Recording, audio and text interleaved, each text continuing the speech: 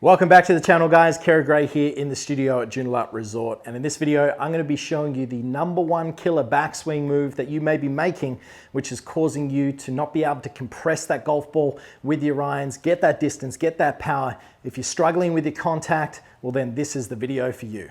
Let's get into it.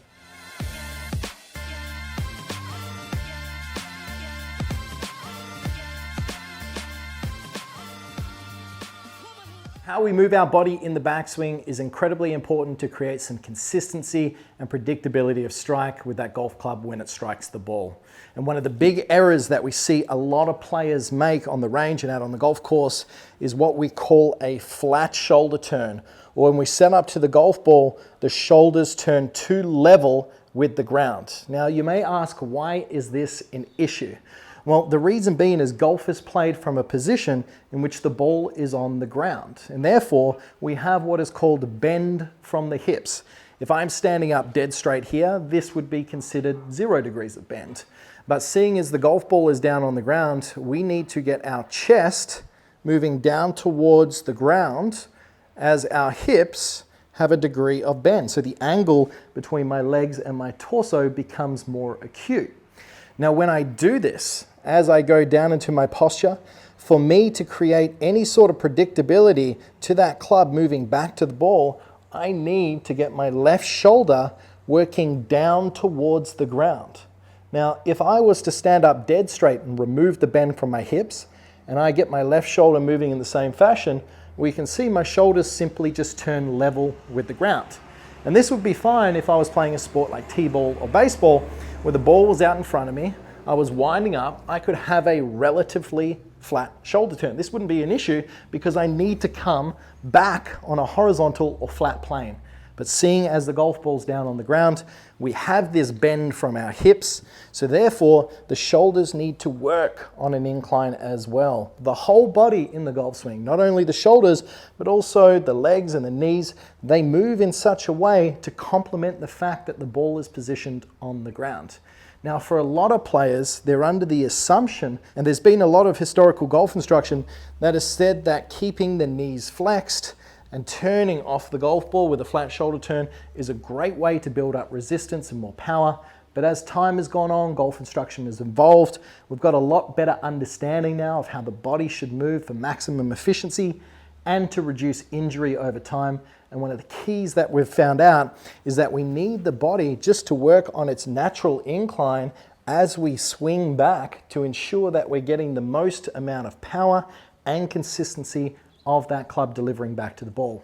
So how do we train this? Well, there's a few ways. #1, starting off in the mirror. If you were to simply just grab a golf club, get into your posture, have a mirror position where the camera is, and simply just swing to the top. And what we want to see is that the end of the golf club, if I've got this position across my shoulders, is pointing down just outside the golf ball on this angle.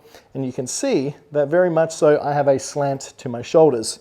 Now, as I do this, allow your right leg or your trail leg to straighten. I want you to feel like your right side for the right hand is getting longer and your left side has almost got a crunching.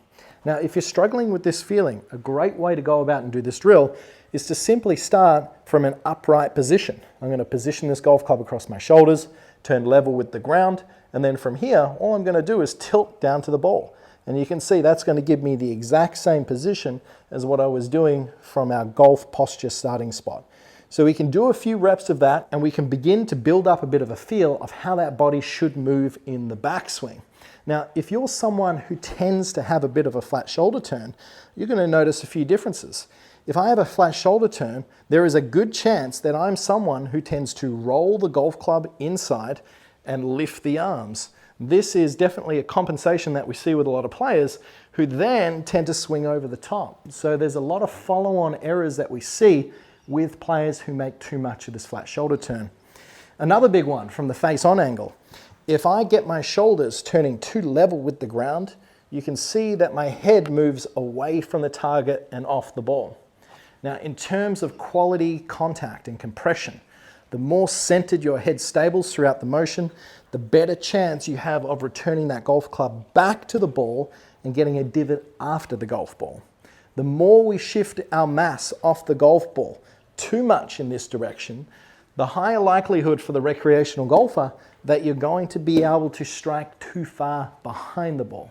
So all things being equal, and yes, I know that there's professional golfers that do have a little bit of shift off the golf ball. There's nothing wrong with that, but they do have a big compensation or a recentering back towards the target on the way through. What I would like to see with the majority of players who are working out on the range, recreational golfers who don't get a bucket load of time to work on their swing, is they're really trying to keep their head stable as their shoulders tilt down towards the ground in the backswing.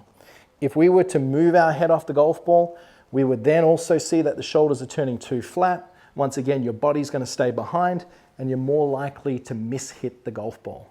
So you can see how important this tilting of the shoulders is. The two complement each other. If my shoulders are tilting, I'm going to be more inclined to stay centered over the golf ball. If my shoulders are turning too flat, I'm definitely more likely to shift off the golf ball, just the same as if my head moves considerably off. Vice versa, they both complement each other. So these two feelings are a great way to build some sort of a sensation of what you should do in the backswing to ensure you're not falling victim to this number one backswing killer where the shoulders are turning too flat off the golf ball. Now, what are some errors that we would see with players who turn the shoulders too flat off the golf ball? Well, one of the big ones is when you get back and behind the golf ball, it's incredibly difficult, unless you make some big compensations with shaft lean, to get any sort of quality contact.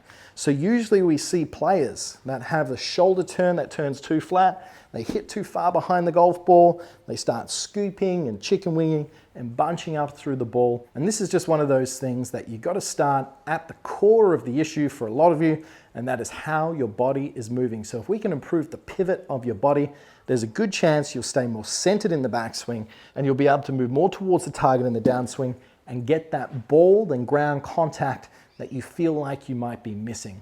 So if you're struggling with compression, this is an incredibly important concept to understand. One of the best exercises and drills to work on this is to simply stand in front of a mirror, get that club across your shoulders, work on creating that tilt with the shoulders so you get a good sensation of what it would be like to be in this new position. Then once you've done that a couple of times, set up to the golf ball and simply try and recreate it. Feel like the head is staying stable and the left shoulder is working down for the right-hander. The right shoulder is working up for the right-hander. So we're recreating that incline. And then grab a high lofted club like an 8-iron and just hit some small shots, just trying to get a feeling of what that would be like to return that golf club back to the ball. And you may be really surprised by the quality of contact that you get straight off the bat. So if you're struggling with your ball striking, this is a great drill. I want you to try it out. If you enjoyed today's video, please go down below, click subscribe, click that little bell so you get notified of all the upcoming videos just like this. But until next time, I'm Kerry Gray. Thanks for watching.